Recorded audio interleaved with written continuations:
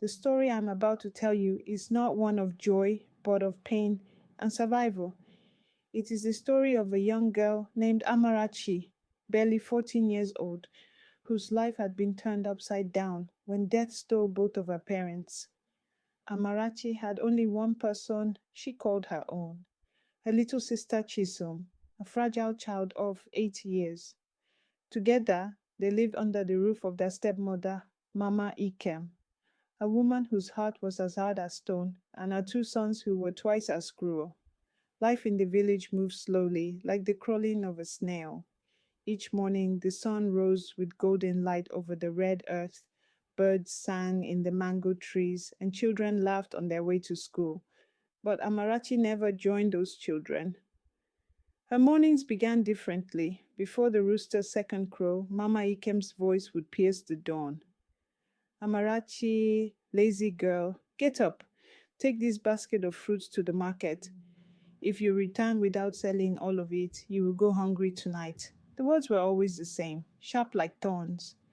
Amarachi would tie her little sister's wrapper tightly and whisper, Chisom, be strong. I will come back with food. Carrying the heavy basket of oranges and pawpaws on her small head, she walked barefoot across the dusty path that led to the marketplace. The load bent her neck, but not her spirit. With every step, she remembered her mother's gentle words before she passed.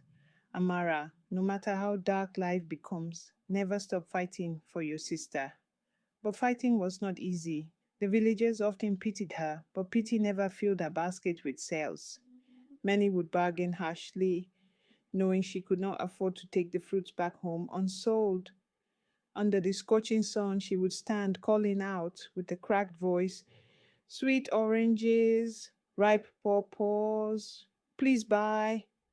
Sometimes the market women mocked her, saying she was too thin to be a true seller, too weak to compete. Hours would pass, the sun would climb high, her throat dry, her stomach empty, yet she dared not rest.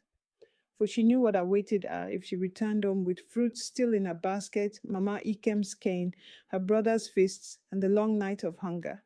And so Amarachi learned to smile through pain, to beg through pride, and to endure through suffering. That evening, when the sun bled red across the sky, she finally managed to sell the last pawpaw. She whispered, trembling, Chisom will eat tonight. But she did not know that at home, her stepmother's eyes were already burning with new plans to make her suffer even more. To be continued.